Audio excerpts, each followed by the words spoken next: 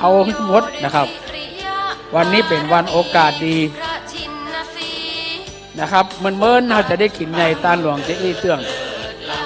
วันนี้มาเกิดใจได้ตาหาพ่อครูท่านเนตรพ่อครูสมบูรณ์พ่อครูพิทยาพ่อครูสวัสดิ์ปาปวน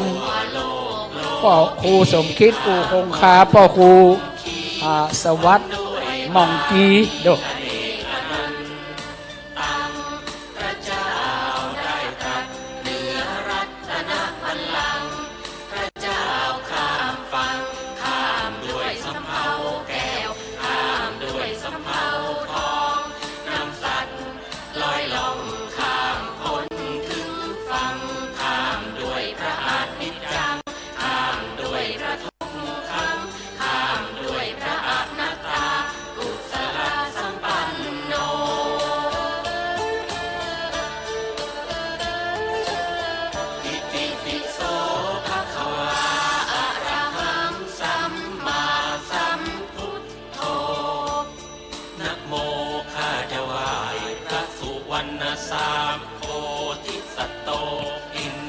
ครับก็ยังพ่อครูประกาศไปนะครับสำหรับรูปของผู้วัยชนนะครับที่เราจะได้อุทิศส่วนบุญส่วนกุศลนั้นนะครับถ้าใครเอามาแล้วนะครับก็เอาเข้ามาตั้งหน้าพระประธานนะครับเราได้จัดสถานที่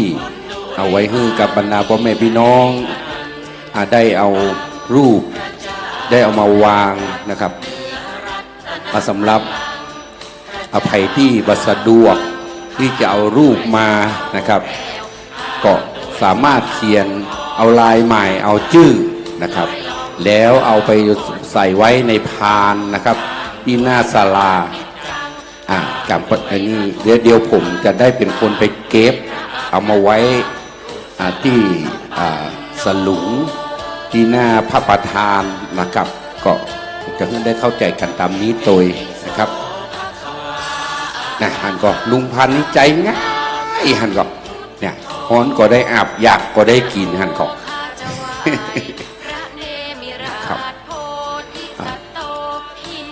สำหรับผู้สูงอายุท่านชายนะครับก็สามารถเข้ามานั่งได้นะครับมีมานั่งทางด้านที่ตะวันออกนี่ครับที่เราจัดไว้ให้สำหรับพระสงฆ์นั้นอันนั้นเราจะใจในวันผู้ก่อนนะครับแต่ว่าถ้าว่าพ่อแม่พี่น้องที่ต้องการที่จะเข้ามานั่งก็สามารถเข้ามานั่งได้นะครับเพราะเราได้จัดสถานที่ไว้เป็นที่เรียบร้อยนะครับเชิญนะครับ